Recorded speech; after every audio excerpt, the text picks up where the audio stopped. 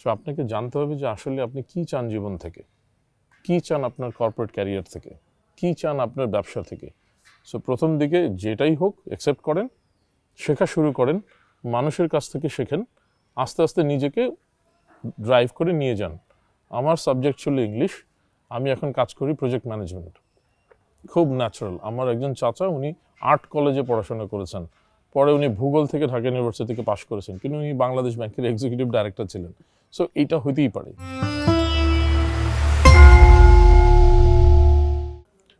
কর্মক্ষেত্রের সাথে আপনার পড়াশোনার যদি মিল না থাকে, আপনি হয়তো পড়েছেন অ্যাকাউন্টিংয়ে কিন্তু আপনি আসছেন জার্নালিজমে, আপনি হয়তো পড়াশোনা করেছেন ভূগোলে কিন্তু আপনাকে কাজ করতে হচ্ছে ব্যাংকে। সো এটা হইতেই পারে। স্পেশালি আমাদের বাংলাদেশি কনটেক্সটে তো এটা খুবই সহজ এবং কমন ফেনোমেনন। আমরা পড়াশোনার সুযোগ পাই, সেটাও সাবজেক্টটাও অনেক সময় আমরা চুজ করতে পারি না, এত কম্পিটিশন থাকে। ইউনিভার্সিটিতে আপনাকে একটা র্যান্ডম সাবজেক্ট অনেক সময় দিয়ে দেওয়া হয়, আপনাকে চুজ করতে হয়। তারপর আমরা পড়ি, কারণ আমাদের ওই ইউনিভার্সিটিতে পড়তে হবে, আর অন্য সাবজেক্ট পাওয়া যাচ্ছে না, অন্য জায়গায় যেয়ে পড়তে হবে, অনেক অনেক অ্যাসপেক্ট থাকতে পারে। তারপরে কর্মক্ষেত্রে আবার নিজেকে প্রমাণ করা, চাকরি পাওয়া, এবং সেইখানে আপনার যে রোলটা আসবে নট নেসেসারিলি সেটা আপনার পড়াশোনার সাথে মিল থাকবে।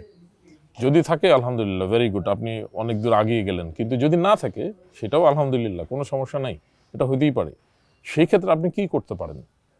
প্রথম কথা হচ্ছে যে অ্যাকসেপ্ট করে নেওয়া যে জীবনের শুরুতে যদি এই ঘটনাটা ঘটে, সেক্ষেত্রে আপনাকে ধরে নিতে হবে যে যাই ঘটুক, যে সাবজেক্টটি আপনি পড়াশোনা করে থাকেন, অফিসে যেই রোলটাই আপনাকে দেয়া হোক, আপনি সেটা চোখ বন্ধ করে ওই কাজটাতে ফোকাস হয়ে শেখা শুরু করেন।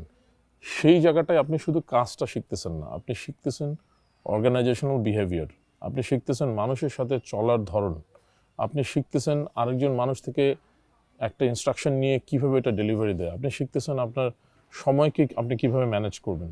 অনেক জিনিসগুলো যেগুলি আসলে ফাংশনাল এবং অনেকটা আপনার কাজের সাথেই শুধু রেলেভেন্ট। সো এইটা আপনাকে তৈরি করবে, this is like a foundation. So সেক্ষেত্রে খুব কনসিয়াস না হওয়া উচিত যে এটা আমার সাবজেক্টের সাথে যায় না। প্রথম 4-5 বছর তো আমাদের আসলে ফাউন্ডেশন তৈরিতেই যাবে। সো কোনো অসুবিধা নেই। এখন তারপরে যদি আপনার অপশন আসে, আপনার যদি সুযোগ থাকে এবং আপনি যদি কর্মক্ষেত্রে নিজেকে প্রমাণ করা শুরু করেন, আপনি যদি চুজ করতে চান যে আমি মার্কেটিংয়ে পড়াশোনা করেছিলাম বাট জীবনের শুরুর অংশে আমি ফিনান্সে কাজ করেছি কোনো একটা রোলে, অথবা অন্য আরেকটা ডিপার্টমেন্টে বা এইচআরে, এখন যদি 4-5 বছর পরে আপনার অপশন বেড়ে যায় এবং সেটা আপনার কনসিয়াস এফোর্টের কারণে, যে আপনি নেটওয়ার্কিং করলেন, আপনি একটা নতুন জায়গায় গেলেন, দুজন নতুন মানুষকে চিনলেন, তারা আপনাকে একটা নতুন জায়গায় ইন্টারভিউর সুযোগ করে দিল, সেটা যদি সুযোগ হয়, তাহলে আপনি আপনার ক্যারিয়ারটাকে কিন্তু ড্রাইভ করতে পারবেন আপনি যে সাবজেক্টে পড়াশোনা করেছেন, অথবা যেই সাবজেক্টে আপনার ইন্টারেস্ট আছে, অথবা আপনি নিজেকে ফিউচারে যে জায়গাটায় নিতে চান। সো আপনাকে জানতে হবে যে আসলে আপনি কী চান জীবন থেকে, কী চান আপনার কর্পোরেট ক্যারিয়ার থেকে, কী চান আপনার ব্যবসা থেকে। সো প্রথম দিকে যেটাই হোক অ্যাকসেপ্ট করেন, শেখা শুরু করেন, মানুষের কাছ থেকে শেখেন, আস্তে আস্তে নিজেকে ড্রাইভ করে নিয়ে যান। আমার সাবজেক্ট ছিল ইংলিশ, আমি এখন কাজ করি প্রজেক্ট ম্যানেজমেন্ট। খুব ন্যাচারাল। আমার একজন চাচা, উনি আর্ট কলেজে পড়াশোনা করেছেন, পরে উনি ভূগোল থেকে ঢাকা ইউনিভার্সিটি থেকে পাশ করেছেন, কিন্তু উনি বাংলাদেশ ব্যাংকের এক্সিকিউটিভ ডাইরেক্টর ছিলেন। সো এইটা হইতেই পারে এবং খুব সাকসেসফুল। ওনার টেক্সট বুক আছে যেটা একাডেমিতে পড়ানো হয়।